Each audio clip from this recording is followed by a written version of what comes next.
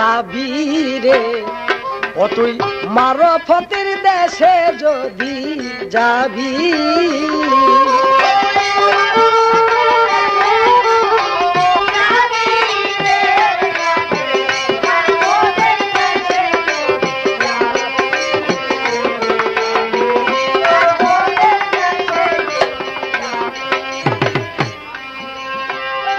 অমূল্য ধন বিক্রয় করে, অমূল্য ধন গুরুর তরে বিনামূল্যে পাবি রে, আগে মারফতের দেশে যদি।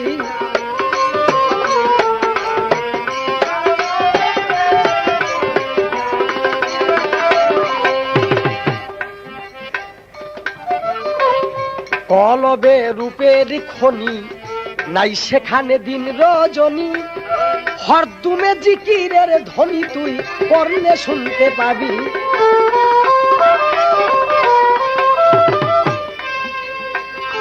কলবে রূপের খনি নাই সেখানে দিন রজনী, হরদুমে জিকিরের ধ্বনি তুই কানে শুনতে পাবি।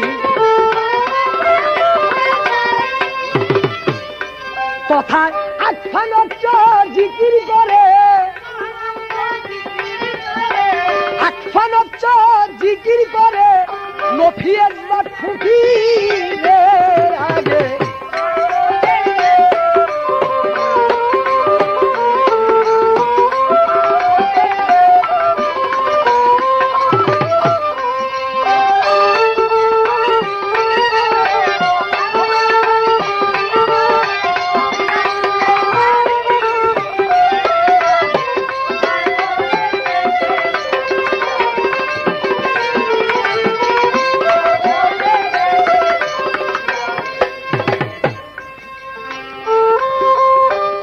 যাইতে যদি চাও মন ঢাকা, গুরুকে কর সখা, সর্বময় বন্ধুর দেখা সম্মুখে তুই পাবি।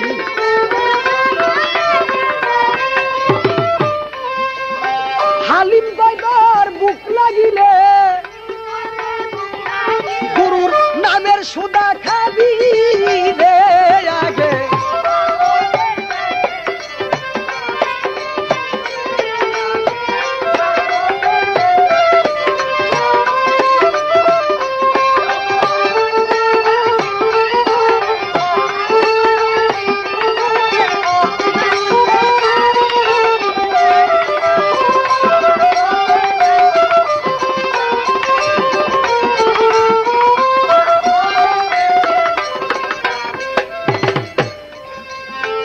সেই দেশের এমনি রীতি, গুরুকে কর পথি, দিবে সে আসল মতি নিগুম ঘরের চাবি।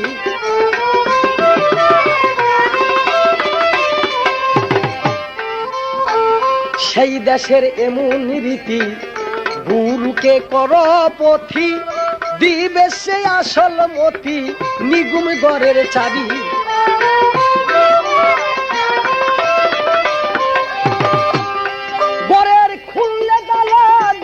খেলা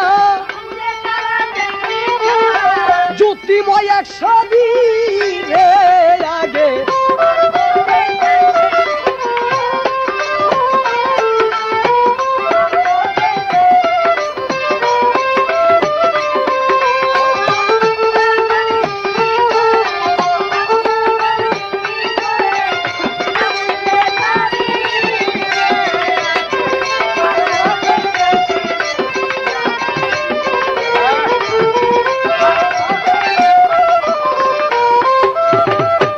আজকে বাবা হযরত মোহাম্মদ মুস্তাফা একটা তার নামে কিছু গুণ কাহিনী উনি গায়ে গেছেন, এর মাধ্যমে আমার কিছু কথা থাকবে। সে হযরত মোহাম্মদ মুস্তাফা তিনি বিশ্বের নবী উপাধি দাবি করেছেন যে তিনি বিশ্বের নবী, তার গানের মধ্যে পাওয়া যায়। এবার আমি জানতে চাই, বিশ্ব অর্থ সারা মুখলুকাত, তিনি যদি বিশ্বের নবী হয়ে থাকে তারা খ্রিস্টানে চায় না, বৌদ্ধতে মানে না, হিন্দু লোকে মানে না, কিছু সংখ্যক মুসলমানে মানছে, কিছু সংখ্যক মুসলমানে তারা মানে নাই। তাই আমি জানতে চাই তিনি বিশ্বের নবী হইল কেমন করে। তিনি বিশ্বের নবী কি করে হইতে পারে যে হিন্দু তারে মানে না, বৌদ্ধে মানে না, খ্রিস্টানে মানে না, কিছু সংখ্যক মুসলিম কান্তি লোক তারে মানে নেই, কিন্তু জানতে চাই তিনি বিশ্বের নবী হলো কি করে? বিশ্বর তো মুখ লুকাত, তার সবাই মানবে, তাহলে সে বিশ্বের নবী। আর যদি কতরিতে না মানে আর কতরিতে মানে, তাহলে তো বিশ্বের নবী হইতে পারে না।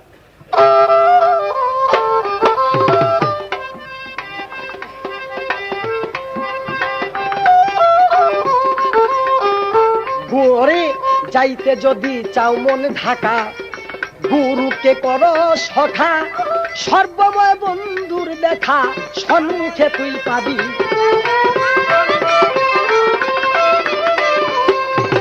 হালিম বলে ভুক লাগিলে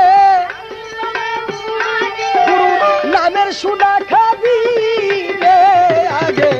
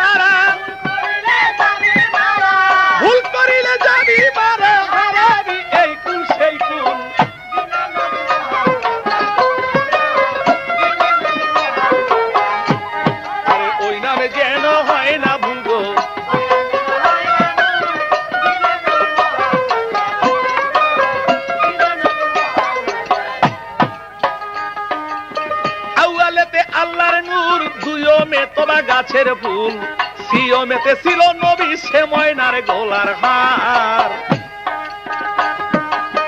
আউয়ালেতে আল্লাহর নূর আরে দুয়মে তোরা গাছের ফুল সিয়মেতে ছিল নবী সে ময়নার গোলার হার। চৌথায় সে তারা ছিল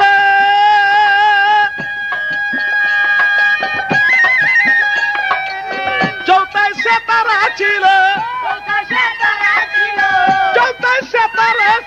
পঞ্চমেতে হয় ময়ূর দিনের নবী মুহাম্মদের চুল গয় আমার।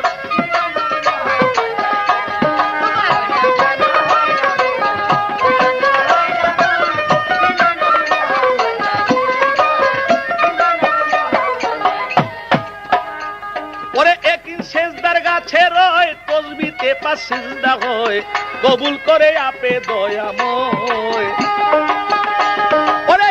সিজদার গাছে রয় আর তসবিতে পাঁচ সিজদা হয় কবুল করে আপে দয়াময়।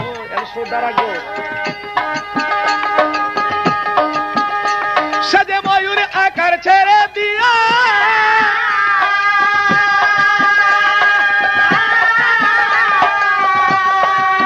ভোলা মনে ময়ূর আকার ছেড়ে দিয়া ময়ূর আকার ছেড়ে দিয়া সাইজাছে বেহেশতের ফুল দিনের নবী মুহাম্মদের চুল গয় আমার।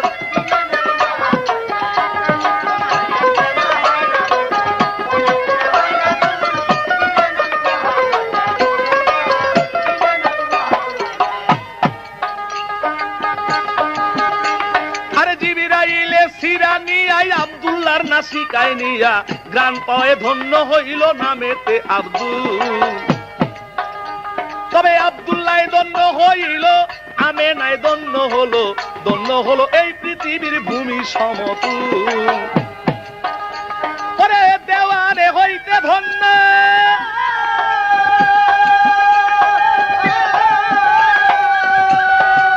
ভাইরে ভাই তাই দেওয়ানে পাবে ধন্য, ওরে তাই দেওয়ানে হবে ধন্য, পাইলে নবীর চরণ ধূল। দিনের নবী মুহাম্মদের রাসূল গো আমার, দিনের নবী মুহাম্মদের রাসূল।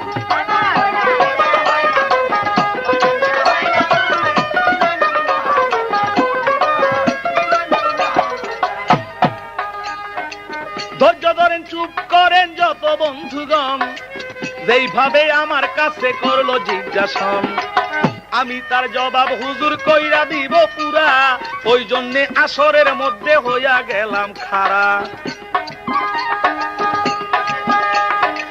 বিশ্বনবী বিশ্বনবী বিশ্বনবী কয়, ভাইরে ভাই হিন্দুগণে মানে না আমার নবী দয়াময়, বুদ্ধগণে মানে না, খ্রিস্টানে মানে না, শুধু মুসলমানে মানে। শুনেন তার ঘটনা, বিশ্বনবী কেমন করে, আরে তাই তো ফকির জিজ্ঞাসা করে, আরে অন্তর আমার কাঁপে ডরে, আরে ফকির জানি কেমন করে, অন্তর আমার কাঁপে ডরে।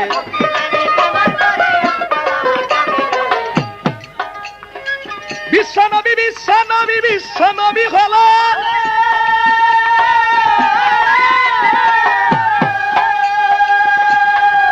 ভাইরে ভাই আল্লাহ পাকে তারপরে আদেশ করেছিল,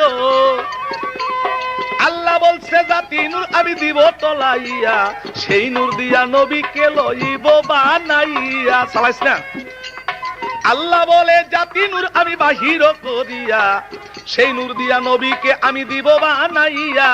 আল্লাহ পাকে কি করিল, তার অঙ্গ হতে নূর টলিল, সেই নূর দিয়া বানাইয়াছিল, ওরে নূর দিয়া বানাইয়াছিল, নূর দিয়া বানাইয়াছিল ওই যে মোর মুহাম্মদ রাসূল, দিনের নবী মুহাম্মদ রাসূল গো আমার।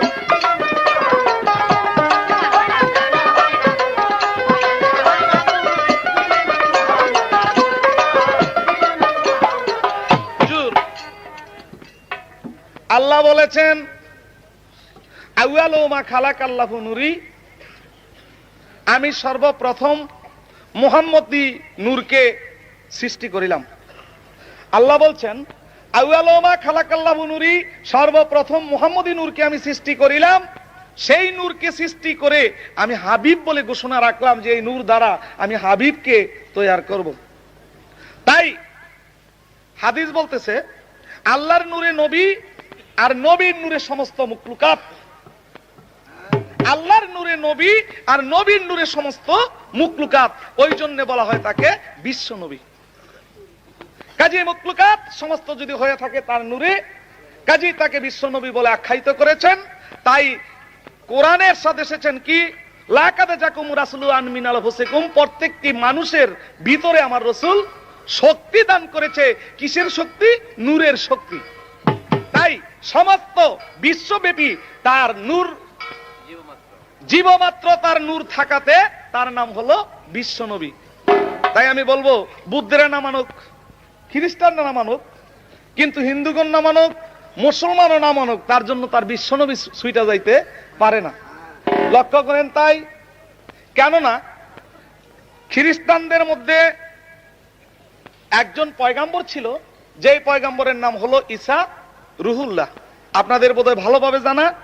সেই ঈসা রুহুল্লাহ আল্লাহর কাছে বলেছিল, মাবুদ গো, আমি যদি একজন নবী না হইয়া, পয়গাম্বর না হইয়া তোমার শেষ নবী মুহাম্মদের উম্মতের মধ্যে গণ্য হইতে পারতাম, তাইলে আমি সাফল্য মনে করতাম। তাই আল্লাহ পাক ঈসা নবীকে প্রথম আসমানে উঠে রেখেছেন। যখন ইমাম মেহেদী আসবেন পৃথিবীতে, তখন খানে দজ্জালের আবির্ভাব হবে।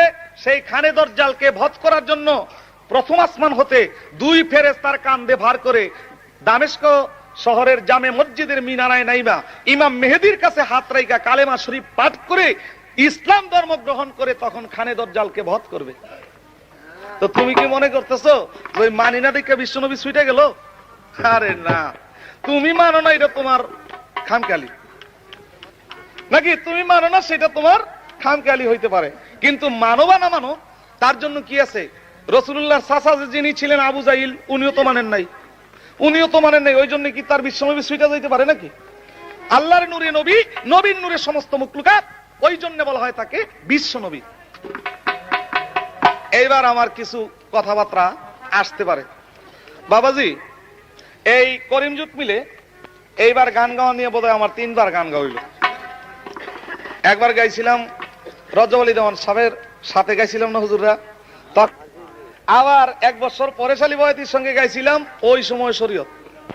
আস্তে শরীয়ত, তরিকত, তরিকতের 5টি স্তর: হজ, যাকাত, রোজা, নামাজ, কালেমা। এই 5টি স্তর হলো আমার তরিকতের। তরিকতকে টানতেছে শরীয়তে, আর হাকিকতকে টানতেছে মারফতে। এটা সাইড করা আছে। তুমি যদি মারফত গাও তাহলে তুমি হাকিকত সম্বন্ধে বলবা, আর আমি যদি শরীয়ত গাই তাহলে আমার তরিকত সম্বন্ধে বলতে হবে, তাই না বাবাজি? তাই আমার কথা থাকবে যে শরীয়তের 5টি স্তর হলো: না দেখে আল্লাহ রসুলকে বিশ্বাস করা, 1 নম্বর স্তর। আস্তে ভাই, আস্তে। 2 নম্বর স্তর হলো কোরআন হাদিসের উপর ঈমান আনা। 3 নম্বর স্তর হলো নিজে এলেম হওয়া, অপরকে এলেম শিক্ষা দেওয়া, পরিষ্কার পরিচ্ছন্নতা পালন করা। 4 নম্বর সমাজের সাথে তাল মিলিয়ে চলা, সমাজকে গঠন করা, সমাজকে রক্ষা করা। 5 নম্বর কি? পিতা মাতার খেদমত করা, ছোটদের স্নেহ করা, বড়দের শ্রদ্ধা করা, আখিরাতের কথা স্মরণ করা। এইবার এই যে 5টি স্তর, এই 5টা স্তরের মধ্যে তুমি কি না দেখা আল্লাহ রসুলকে বিশ্বাস করো নাকি করো না? যদি বিশ্বাস করো তাহলে তুমি আমার শরীয়তপন্থী, আর যদি আল্লাহ রসুলকে না দেখে বিশ্বাস না করো, দেখা বিশ্বাস করো, তাইলে তুমি আরেক পন্থী। এটা কিভাবে দেখতে পারো? আমার একটা জিজ্ঞাসা রইল। কাজী তুমি কি হাদিস কোরআন মানো? তোমার কি বিশ্বাস আছে নাকি নাই? সমাজের সাথে কি তাল মিলিয়ে চলবা, নাকি এই সমাজ ছাড়া তোমার ভিন্ন কোনো সমাজ আছে? যদি ভিন্ন সমাজ থাকে তাহলে তোমার ঘরে ছেলে মেয়ে হয়ে বিয়ে শাদী কিভাবে দিতে পারো? এটা কি আমার সমাজের কোনো প্রয়োজন আছে নাকি নাই? এই কয়েকটা পেজ রইল, কিন্তু এখন গানের ভিতরে আমার একটা জিজ্ঞাসা থাকবে। বিয়া হইল রে 6 মাসের,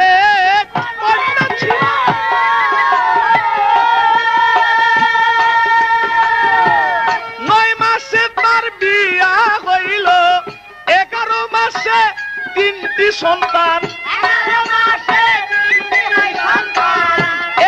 মাসে 3টি সন্তান। বলো কোনটাই করবে ফকিরি চাঁদের গায়ে?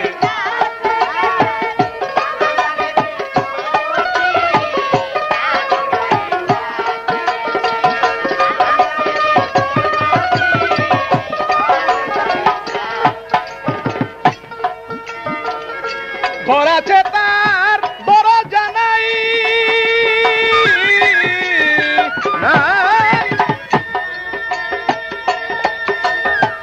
মানুষ আছে বাইক করে নাই। ঘর আছে তার বড় জানাই, ওরে মানুষ আছে বাইক করে নাই। কেবা তাহার আহার যুগায়,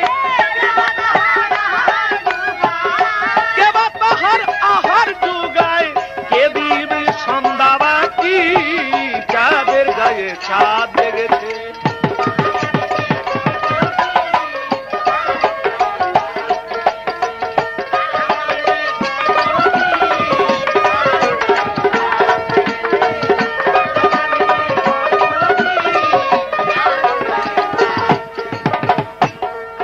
ওরে জিয়ার পেটে মায়ের জন্ম, জিয়ার পেটে মায়ের জন্ম। বলো কি চাঁদের গায়ে চাঁদ লেগেছে?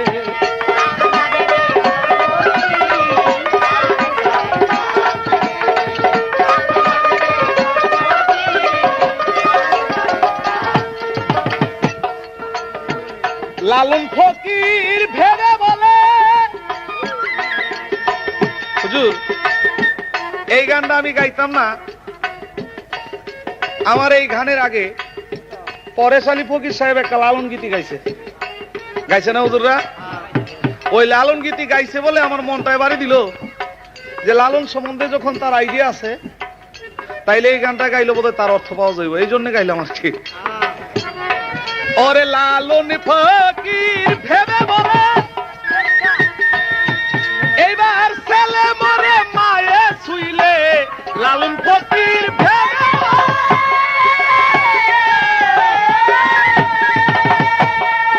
ওরে ছেলে মরে মায়ে শুইলে, তিন কথার ব্যথা জানিলে, ওরে তিন কথার ব্যথা জানিলে কিসে হবে ফকিরি, যাদের গায়ে চাঁদ লেগেছে আমরা ভেবে করব কি, যাদের গায়ে চাঁদ লেগেছে।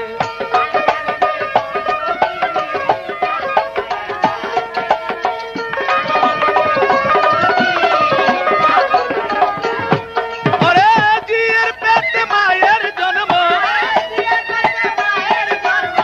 জিয়ের পেটে মায়ের জন্ম, তোমরা তাতে বলো কি, যাদের গায়ে চাঁদ লেগেছে আমরা তাতে, যাদের গায়ে।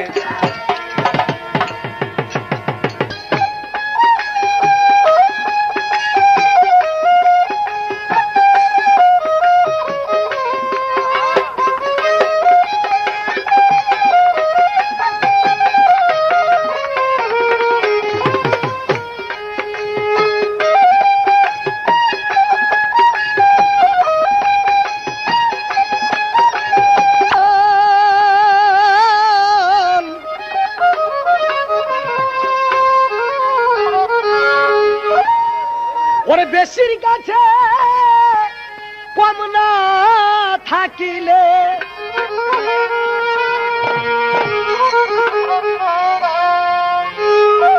ওরে বেশির কাছে কম না থাকিলে, ওরে সেই বেশির কি মূল্য হয়, বেশি কথা বলিস না তুই, বেশি বলা ভালো নয়।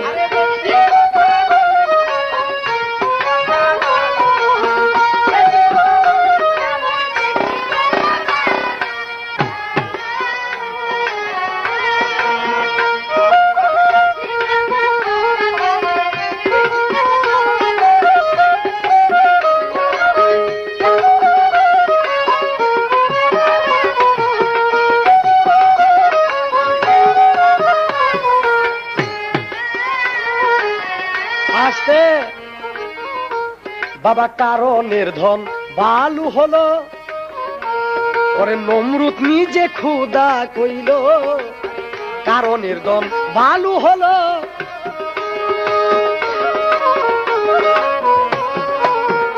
ওই দেখ সাদ্দাত দরজায় মরলো, সাদ্দাত দরজায় মরলো, হাতেম কত দুঃখ সয়।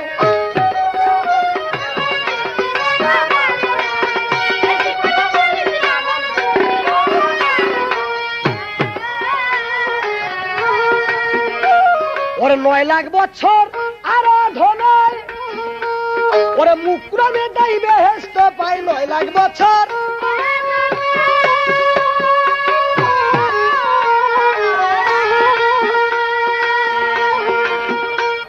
দেখ মুকরমে দাই বেহেশত পায়, দেখ নান হতের তো তাহার গলায়, নান হতে তো তাহার গলায়, শুনলে প্রাণে লাগে ভয়।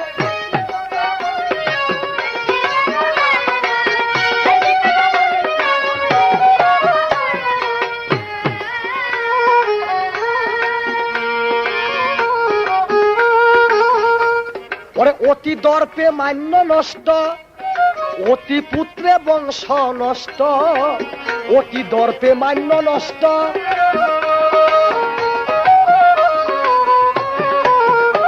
বাবা আগে সুখ তাই পিছে কষ্ট, আগে সুখ পিছে কষ্ট, অতি প্রেম কলঙ্ক হয়।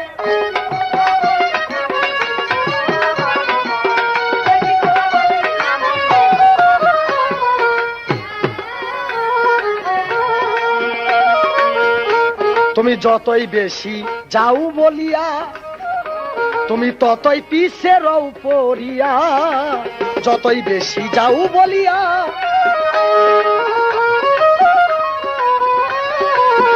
তারপর বেশি বুঝলে পাগল হইয়া,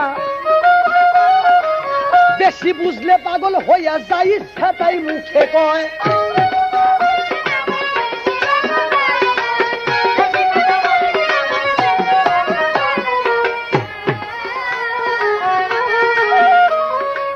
ভাবে বসে জালাল অগ্নি তোর অভাবের এসেছে বৃদ্ধি, ভাবে বসে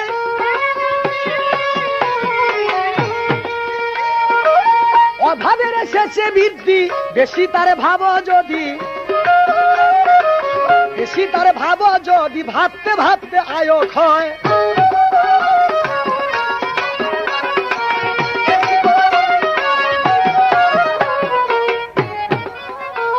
আসতে ভাই আমার কাছে দাঁড়াইয়া করলেন কিছু জিজ্ঞাসন, ধীরে ধীরে কথাগুলো জবাব করব মন মতন। আসতে পরশালী বয়াতি যে আপনাকে দাওয়াত দিছেন, সেই দাওয়াতে যাইবেন না? আমার কর্তব্য মানুষকে দাওয়াত দেওয়া, ফকিরের কর্তব্য মানুষকে দাওয়াত দেওয়া, আর আলেমের কর্তব্য মানুষকে দাওয়াত দেওয়া। এখন মানুষের মনের সাথে সিরে বাড়ি খাবে, যার গুণ কাহিনী ভালো, যার আধ্যাত্মিক বিষয় বা সামাজিক বিষয় যদি তার জোর থাকে, জানা থাকে, যার যার মনের উবিল হইছি, দাওয়াতের কর্তব্য দাওয়াত দিছি, যার যার মনে যারা চায় সে রাস্তায় টাইনে দেবে। আমরা কি জুলুম করবার যাবো নাকি? আমার কর্তব্য দাওয়াত করার মালিক, আমি দাওয়াত পৌঁছে দিছি, কার মনে যদি চায় তা আমার কাছে আসতে পারে। এলো কথা, বাড়তি কথা করেন না। আপনার কর্তব্য দাওয়াত দেন, যদি মনে চায় তাহলে যাইব, আর মনে যদি না চাই না যাইব। জুলুম করন যাইব নাকি? কর্তব্য হইলো গান গাওয়ার কর্তব্য, গান গিয়ে বেরিয়েছে, আমার গান আমি গাইয়া যাইব। কেউ শুনলে শুনুক, না শুনলে না শুনুক, তাতে নেই লাভ লোকসান। পাগল দ্বিজ দাসের গান, আমাকে গান আমরা গাইয়া যাবো, কেউ শুনুক বা না শুনুক। বাইনা যখন লইছি আমরা তাদের বেতন ভুক্ত মানে দাস হয়ে গেছি, তাদের কর্তব্য ডিউটি আমাকে পালন করা কর্তব্য। তাই ডিউটি পালন করব। টাকা পয়সা সকালবেলা কিছু দিবেন, যদি 100 কমও দেয় তাহলে ওটা বন্ধুত্ব হিসেবে খাতিরে। আর যদি গান না গাই, যদি কইছি ভাই আইছিলাম তো খাওয়া দাওয়া করে বিশ্রাম করে দেন, শুয়ে থাকি, কি হইব? সম্মান তো দূরের কথা, কপালে জানি কি আসছিল। এখন তারা হয়ে গেছেন মনিব, আমরা হয়ে গেছি দাস। কর্তব্য দাসের, মনিবের হুকুমকে পালন করা। আমার কর্তব্য দাওয়াত দেওয়া, কেউ আসুক বা না আসুক, কর্তব্য পালন করলাম। হুজুর এবার জিজ্ঞাসা করেছেন, তুমি কি না দেখে আল্লাহ রাসূলকে বিশ্বাস করো? না, তুমি যেটা বলতেছো আমি সেটা মানতেছি না। আল্লাহ পাক বলেছেন তুমি আমাকে বিশ্বাস করো, একজন উসিলার মাধ্যমে বিশ্বাস করো। কেমন? আল্লাহ পাক বলেছেন মান আরাফা নাফসাহু ফাকাদ আরাফা রাব্বাহু, অর্থাৎ তোমাকে তুমি চিনো তো তুমি আমাকে চিনতে পারবা। আমি ডাইরেক্ট না দেখে বিশ্বাস করবো না, কিন্তু আমার মাধ্যমে আল্লাহকে আমি বিশ্বাস করি। তুমি কি রাসূলকে দেখো, তুমি কি রাসূলকে বিশ্বাস করো? 100 বার করি। তোমার যে আব্দুল্লাহর পুত্র মুহাম্মদ তিনি ইন্তিকাল করে গেছেন, তারা আমি মানি না। কোরআনের ভিতরে বলেছেন নবী হায়াতুল মুরসালিন, তোমার নাস আনফাসের সাথে যে নবী আসতেছে যাইতেছে তারে তুমি চিনতে চেষ্টা করো, তোমার ওই নবীকে আমি মানি না। তুমি কি সমাজের সাথে তাল মিলিয়ে চলবো? আমি 100 বার সমাজের সাথে তাল মিলিয়ে চলবো। কোন সমাজ? সমস্ত পৃথিবীর মানুষ। আমার সমাজের মধ্যে কতগুলি মতভেদ রয়ে গেছে। কি মতভেদ? দেখতে হবে সেই সমাজে গুরুর হাত ধরা বায়েত কিনা। আমার সমাজ থাকবে আমার পীর ভাইদের নিয়ে, আমার সমাজ থাকবে আমার তরিকা পন্থবাদী ভাই নিয়ে, আর তোমাকেও সমগ্র মুসলমান জাতি নিয়ে। এটা আমার সমাজ। কিন্তু তোমার সমাজের মধ্যে তো চুর সুরটা নুসা গুন্ডা বদমিশ থাকতে পারে, তার নিয়ে সমাজ করে খাইবে? কও, তোমার সমাজ তো ওই সমাজ, আমার সমাজ তা না। আমার সমাজ দেখতে হবে আমার কামেলিনী পীরের হাতে বায়েত কিনা, সে তরিকা পন্থবাদী কিনা, এবং আমার পীর ভাইদের নিয়ে আমি একটা সমাজ গঠিত করে সেই সমাজকে নিয়ে আমি থাকবো।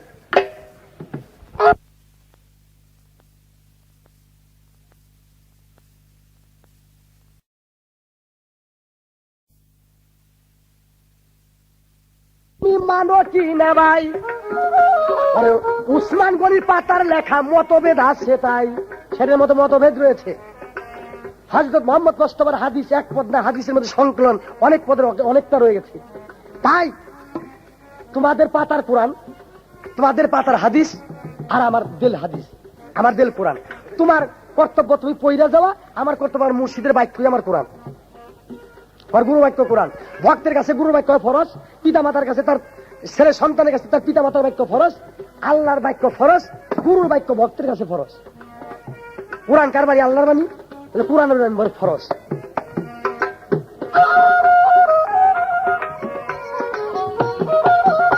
বাবা কোরআন তো আর কোরআন নয়, হইছে আইন বই, তোমার কাছে দাঁড়াইয়া এখন আমি কই। এই আলেম সাহেব, তোমার কোরআন কোনটা কও তো? কোনটা কোরআন? সূরা বাকার এক গাভীর হিস্টরি, সূরা ফিল আবাবিল পাখির হিস্টরি, সূরা কাফেরুন কাফেরদের সাথে যুদ্ধ হয়েছে হিস্টরি, সূরা মরিয়ম মরিয়মের হিস্টরি, সূরা ইসুফের হিস্টরি, সূরা কাহাব কাহাবের হিস্টরি। আলেম সাহেব এই ব্যাপারগুলি হিস্টোরি লেগে দিয়েছে, ওই বাপ দাদায় চাচায় কি করছে কোন দিন, ওই দিন তারিখ নির্ণয় করে একটা হিস্টোরি পুঁথিগত কথা লেগে গেছে। আমি জানতেছি এটার কোরআন কই কোরআন? কোরআন কোনটুক তুমি কই? যেইটুক কোরআন।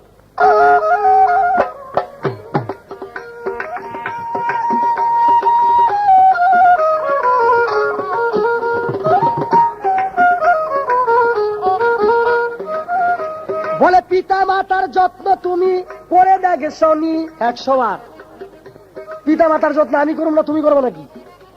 তো কয় কি আসতে দেখেন এই জায়গায় গান হইতেছে শরীয়তার মারফত নিয়ে। তুমি আমার রোজা নামাজ হজ যাকাতের সংকেত দিবা, আমি ওইটা থেকে বিরতি থাকবো, ফাঁকে যে থাকবো। তো পিতা মাতার যত্ন করা এটা তো শরীয়ত না, একটা মানুষকে যত্ন করে এটা মারফতের সিলসিলা। হয় তোমার পিতা, হয় তোমার মাতা, হয় বন্ধু ভ্রাতা, তাতে কোনো ক্ষতি নাই।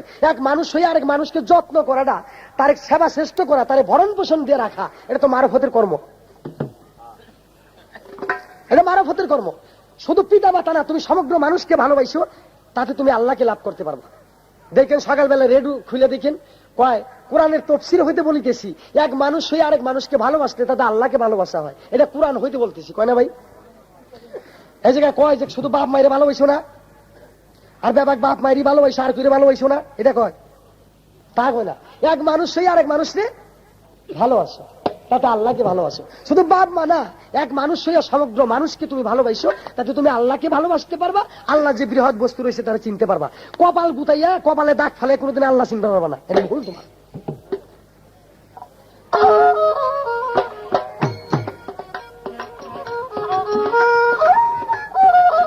আল্লাহকে চিনতে হইলে চীনের দেশে যাও, একজন কামেলিনী মুর্শিদের কাছে মুরিদ হইয়া যাও।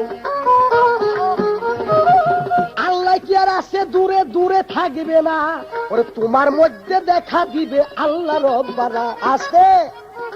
আল্লাহ বলেছেন না আকরাব হাবলি ওরিদ, এটা কোরআন। সে কথার অর্থ কি? আল্লাহ বলেছেন তোমার সাহারক হইতে আমি অতি নিকটে, তুমি আমারে দেখতে পারো না কেন? কানা যে তোর জ্ঞানের চোখ নাই, কানার হাতে হালুয়ার গোবর দিলে উনাইরে সেরে মনে করে দুয়ার এক পদি, কানার হাতে হালুয়ার গোবর দিলে কানায় মনে করে দুয়ার এক পথ, কিন্তু আসলে যে কানা না ক্রাবো আপনি মরিদ। আল্লাহ বলেছেন আমি তো সারক হইতে অতি নিকটে, তুই আমার চিন। তো তুই আমার কেমনে চিনবি? অফিয়ান ফাসিকুম আফিলা তাফসিরুন আল কোরআন। আল্লাহ বলেছেন আমি তোমার নফসের সাথে জড়িত আছি, তোমাকে তুমি চিনতে পারলে আমারে চিনবে।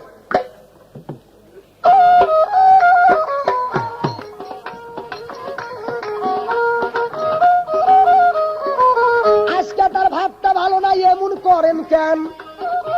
ওরে পরশালীর স্বভাবটা একটু যাই না শুই না নেন।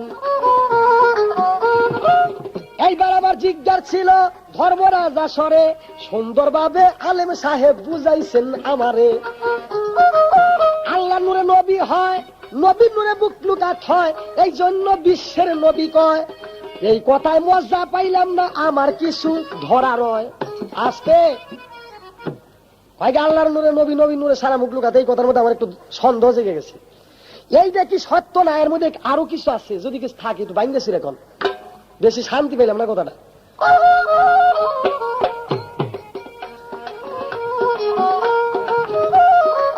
সামনের দিকে যাই বাড়িয়া আপনাদের এই কইয়া, এইবার কিছু নতুন আলাপ দিব শোনাইয়া।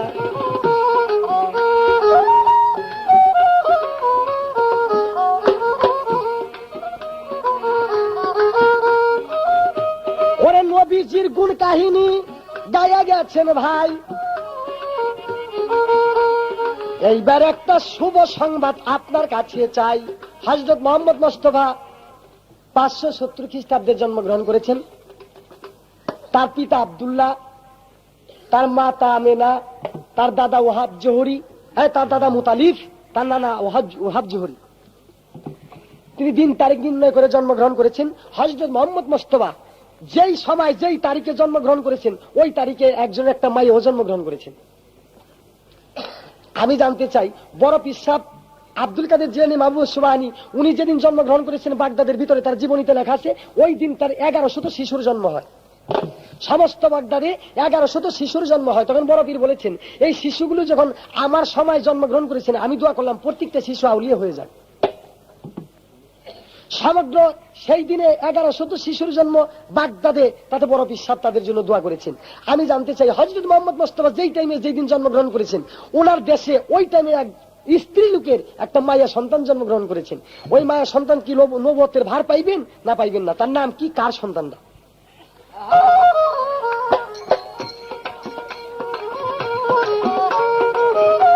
একটা হাদিসের আলাপ আমি দিলাম শুনাইয়া, জানা থাকলে সুন্দরভাবে দিলেন কথা কইয়া।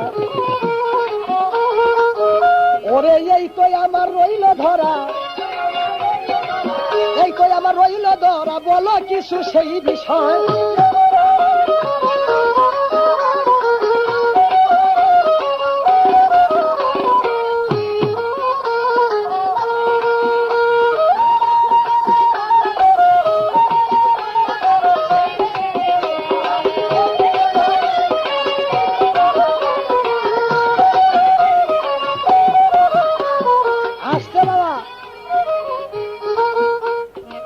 শরীয়ত মারফত নিয়ে গাইতে আসি গান,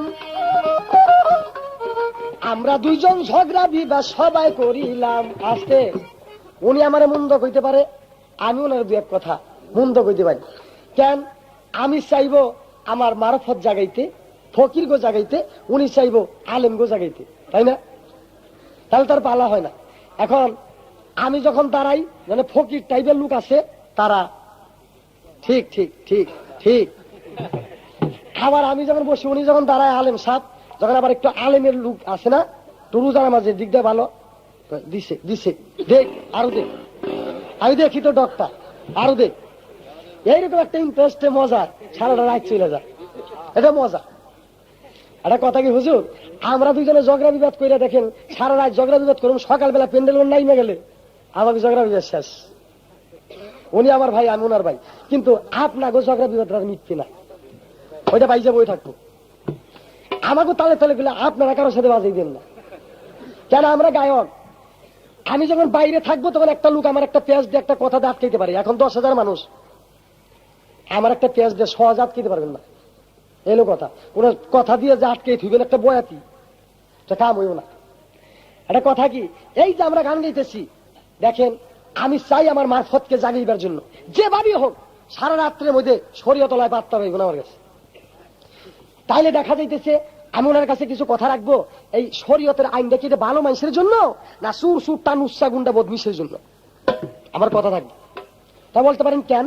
হযরত মুহাম্মদ মুস্তাফাকে আল্লাহ পাক যখন পাঠিয়েছেন, যেই দেশে যেই টাইমে একটা করে গন্ডগোল সৃষ্টির সূচনা হয়েছে ওই টাইমে একজন রাসূল বা একজন নবী, একজন পয়গাম্বর ওই জায়গায় পাঠিয়েছেন। হযরত মুহাম্মদ মুস্তাফাকে যখন পাঠিয়েছেন আরবের ভিতরে ছিল তখন মদ খাওয়ার প্রচলিত, আরবের ভিতরে ছিল তখন নারী নির্যাতনকারী, আরবের ভিতরে ছিল তখন মূর্তি পূজারকের সঞ্চয়, আরবের ভিতরে ছিলেন তখন দাস দাসীর প্রণাম। তাই আকাম কুকাম অত্যাচার, নারী নির্যাতন, এরকম জুয়াবাজি নিশাখুর অবস্থা যখন হইল তখন হযরত মুহাম্মদ মুস্তাফাকে পাঠাইলো। তাইলে আমি জানতে চাই তিনি আইসা সম্পূর্ণ এগুলি বাতিল করে দিল। তাহলে ভালো মানুষের জন্য তো আসে নাই, ভালো মানুষের জন্য তো শরীয়তের প্রচার জানি না। যেখানে জুয়া চুরি হবে, যেখানে মদ খাওয়া হবে, যেখানে নারী নির্যাতন হবে, যেখানে জুয়াবাজি হবে, সেইখানে হলো শরীয়তের আইন। ভালো মানুষের জন্য কোনো শরীয়তের আইন নেই। ভালো মানুষের জন্য শরীয়তের আইন, আমি ভালো তো জগৎ ভালো, আমার জন্য কিসের আইন? তাই আমি তো জানতে চাই শরীয়তের প্রচার আইন রয়েছে সুর সুর টানুসা গুন্ডা বদমিশ মদ খারানি, এইগুলির জন্য শরীয়তের প্রচার যায়। তুমি পারো যদি কথা কাটো, আর না পারলে আমার কথা তোমার স্বীকৃতি দিতে হবে।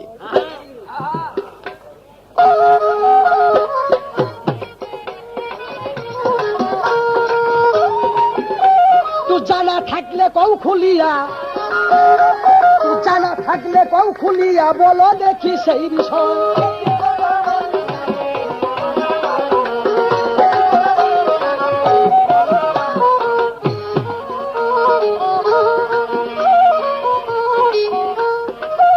ওরে সারা রাত্র আমরা দুইজন গাইয়া যাইব গান, ফজরেতে পড়বে বাবা ভোরেরই আজান। আসতে আপনারা মুসলমান, আমিও মুসলমান, সারা রাত গান গাইব, ফজরে একটা আজান পড়বো না ভাই? পড়বে না? সে ফজরে আল্লাহু আকবার, আল্লাহ সর্বশক্তিমান, আচ্ছালাতু খায়রুম মিনান নাওম, আচ্ছালাতু খায়রুম মিনান নাওম। ঘুম হইতে নামাজ ভালো, ঘুম হইতে নামাজ ভালো।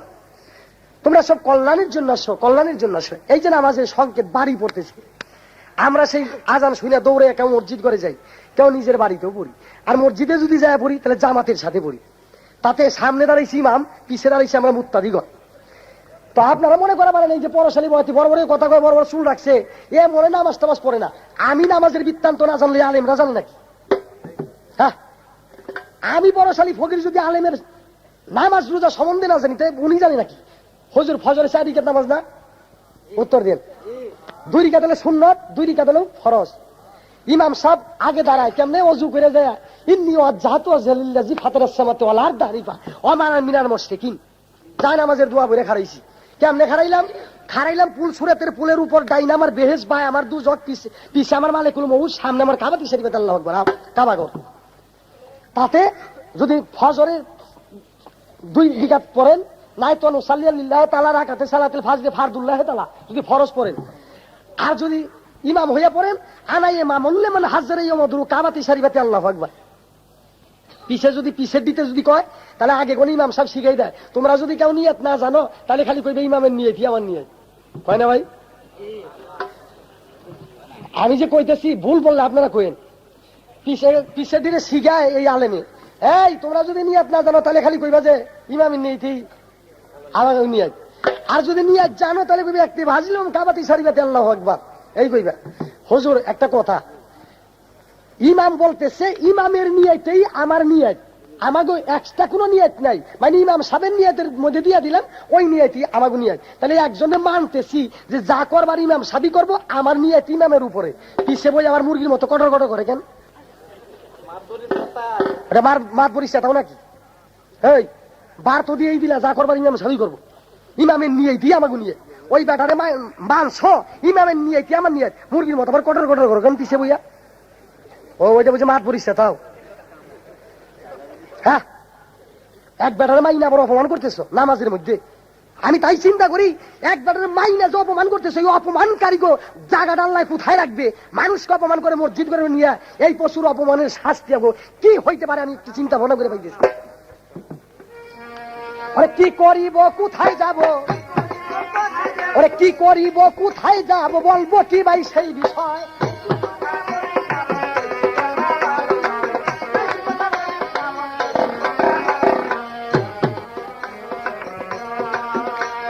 বেশির কাছে কম না থাকলে ওরে সেই বেশির কি মূল্য হয়?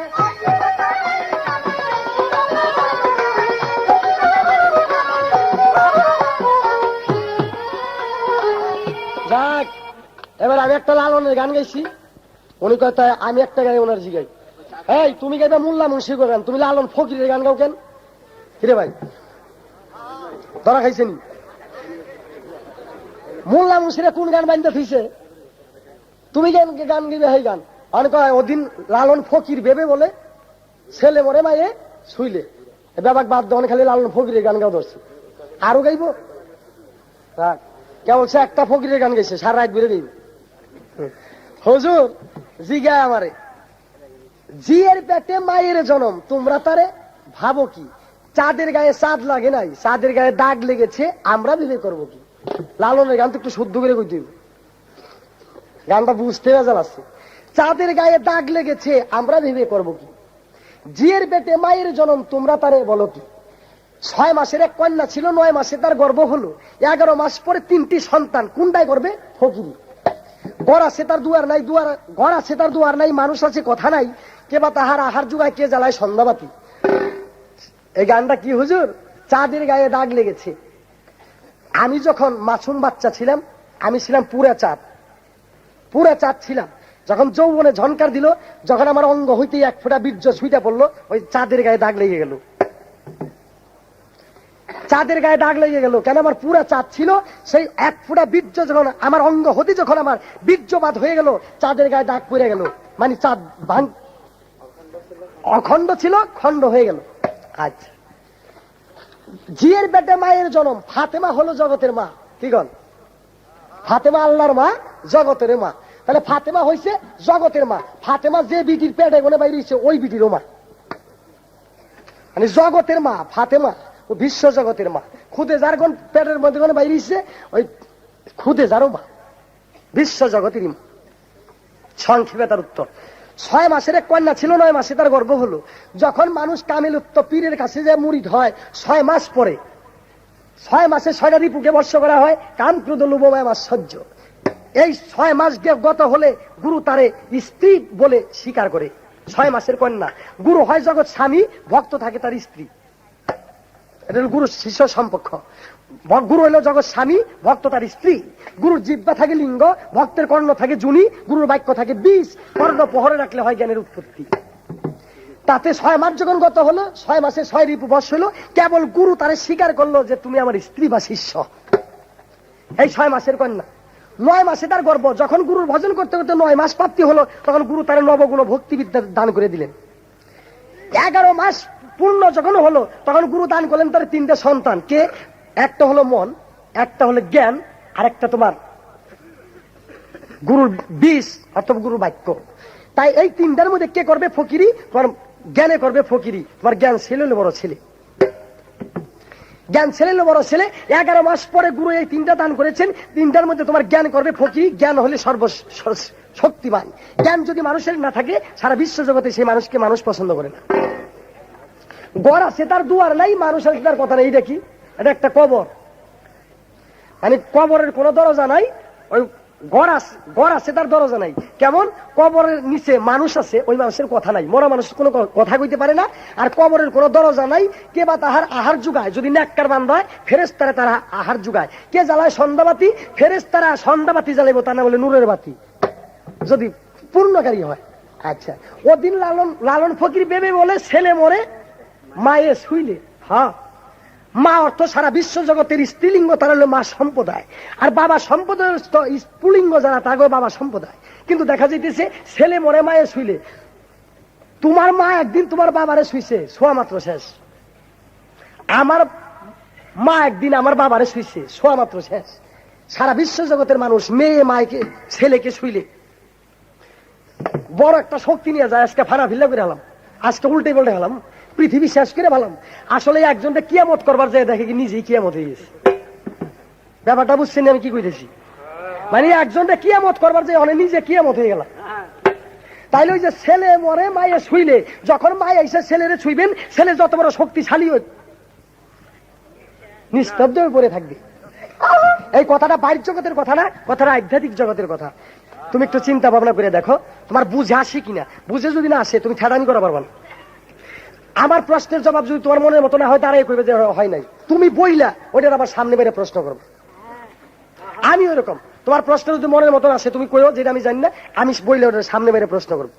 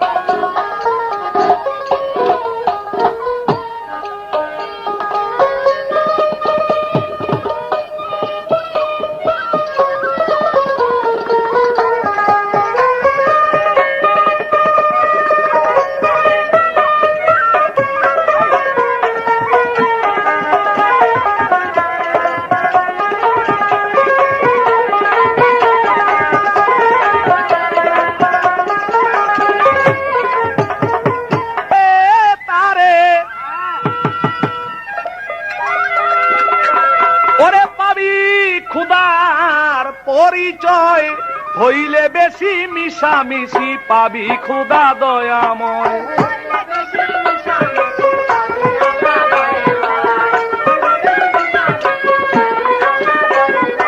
চালাইস না।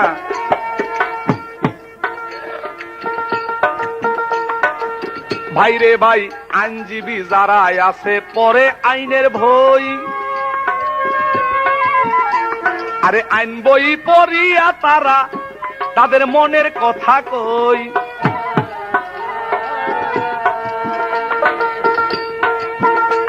আরে জজ বেরেস্তার উকিল মুক্তার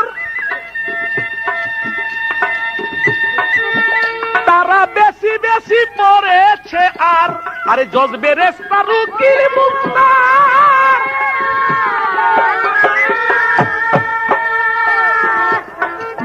ও তারা বেশি বেশি পড়েছে আর, বাইরে বেশি পড়লে পাবি তাহার, বেশি পড়লে পাবি তাহার, বুঝিবি আইনের বিষয়, হইলে বেশি মিশামিশি পাবি খোদা দয়াময়।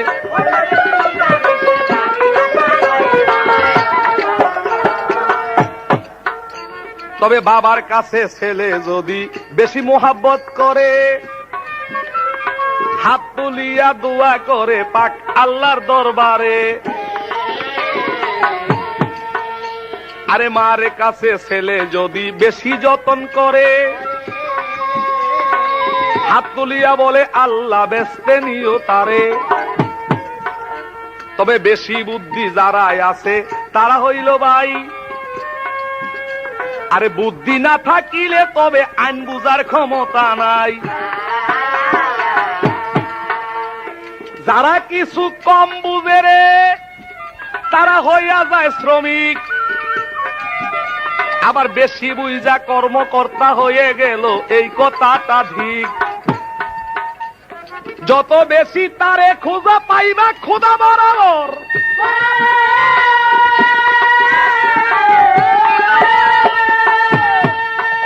আবার পাঞ্জে গানা নামাজ পড়া বেশি কইরা নামাজ পড়, বেশি কইরা পড়লে আল্লাহ হইয়া যাবে খুশি। আরে বেশির মধ্যে আছে আল্লাহ আছে মিশামিশি।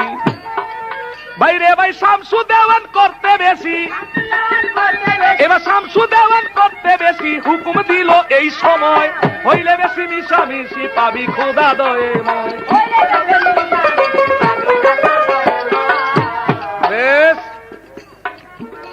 আমি ধন্যবাদ দিলাম তোমারে তোমার কথা শুনিয়া, আমার একটা কথার মধ্যে লোকমা গেছে ধরিয়া। হুজুর, আমি বলছিলাম কি, আস্তে, আল্লাহর নূরে নবী, নবীর নূরের সমস্ত মুখলুকাত। আমার এই কথাটা বলা ছিল না বাবাজি? আল্লাহর নূরে নবী আর নবীর নূরের সমস্ত মুখলুকাত, তার জন্য হলো তিনি বিশ্ব নবী। এই মিয়া সাবরা, আস্তে। যদি আপনারা দূরে থেকে গন্ডগোল করেন তাইলে আমি মনে করব যে গান শুনতে আসছেন না, যারা গান শুনে তাদের অসুবিধা করতে আসছেন। বাবাজি ছোট, তবে আমি এই কথা কেন বললাম যে আল্লাহর নূরে নবী পয়দা, নবীর নূরের সমস্ত মুখলুকাত, এইটা বিশ্ব নবী হইতে পারে না, এইটার মধ্যে একটু সন্দেহ আছে। ব্যাপারটা হলো যদি কইতাম যে মানুষের আত্মায় আত্মায় নবী, তাই খুব খুশি, তাই খুশি হইতো আর কি। কারণ দেখো আমার আত্মার মধ্যে নবী আছে, এটা কইতো আর কি। আরে মিয়া, এক কোরস মুড়ি খাওয়া বালা না দুইটা রসগোল্লা খাওয়া বালা, এটা কোন? তো তুমি খাইবে এক কোরস মুড়ি, তোমার রসগোল্লা দিলে তুমি বুঝবা কি? খাও। তবে আমি বলবো এই পৃথিবী, সমগ্র পৃথিবী আল্লাহ পাকের সৃষ্টির যাহা কিছু আছে সমস্ত কিছু আমার নবীর নূরে, সেই জন্য বলা হয় তাকে বিশ্ব নবী। চ্যালেঞ্জ আমার এই কথা, এটা শরীয়তের চ্যালেঞ্জ। আর তোমার মারফতে যদি থাকে, মারফতে কি থাকবো রে? আস্তে, মারফতে কি থাকবো? তুমি তো আব্দুল্লাহর বলা নবীরই মানো না। মানছে হুজুর আপনাদের সামনে বলছে কি আব্দুল্লাহর পুত নবীর মান না। যেই নবী 570 খ্রিস্টাব্দে জন্মগ্রহণ করেছেন আব্দুল্লাহর ঘরে, আমি সেই নবীরে মানি না। সাংঘাতিক কথা তো। এবার বলেন তো হুজুররা, আপনারা এখানে যারা গান শুনতে আসছেন তারা কি এই আব্দুল্লাহর ছেলে যে হযরত মুহাম্মদ সেই নবীর উম্মত নাকি অন্য নবীর উম্মত? কোন নবীর উম্মত আপনারা? সেই নবীর উম্মত। তাইলে একটা উম্মত পাওয়া গেল যে এই নবীর উম্মত না। এই যে উম্মত গা, এই উম্মত গারে পাওয়া গেল তিনি হযরত মুহাম্মদের উম্মত না। কয় আব্দুল্লাহর ছেলে নবীরে মানি না। আরে কয় কি, হ্যাঁ তো কাফের হয়ে গেছে হুজুর, হ্যাঁ তো কাফের হয়ে গেছে। কাজী আমার শরীয়ত বিধান অনুসারে আমি বলতে পারি সে আব্দুল্লাহর ছেলে নবীকে যদি সে না মানতে চায় তাহলে সে কাফের হয়ে গেছে। যাক, মানলে মানো। ওই যে পাগল দ্বিজ দাসের গান, কেউ শোনো বা না শোনো তাতে নাই কোনো লাভ লোকসান। ওই কইছে না, আমার কথা আমি কমু, কেউ গেলাম শুনেন না, কেউ গেলাম মাইনেন না, মনলে মানেন মনলে না মানেন, আমার কোনো লাভ লোকসান নেই। তোমার লাভ লোকসান হইব কেমনে? তুমি তো কইয়া গেলা গই আব্দুল্লাহর ছেলে নবীর আমি মানি না, এটা তো কইয়া গেলাগা। কিন্তু এই কথাকে কোন লোক লক্ষ্য করে যদি ওই কর্ম করে যে আমি আব্দুল্লাহর ছেলে নবীকে মানি না, তাইলে তার ঈমান নষ্ট হয়ে গেল, জাহান্নামের পথ সে পেয়ে গেল তোমার কথা অনুসারে। তাই সেই পাপের দায়ী হইতে হবে তোমার। তুমি কেন, তোমার 14 গোষ্ঠী।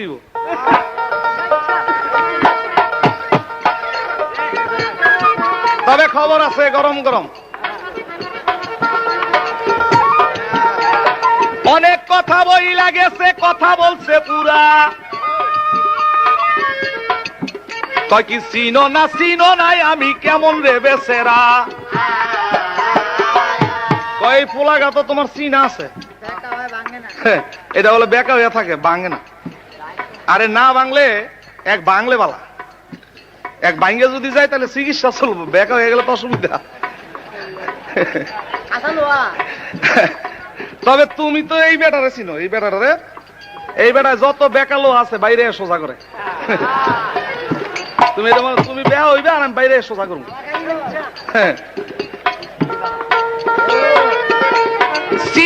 চিনো না মরে চিনছ কতদিন, আজকা মনে রে বুঝাইয়া এইবার শামসুরে চিন। এক সমানে আরে কথা বইলা গেছে আসরের ভিতরে,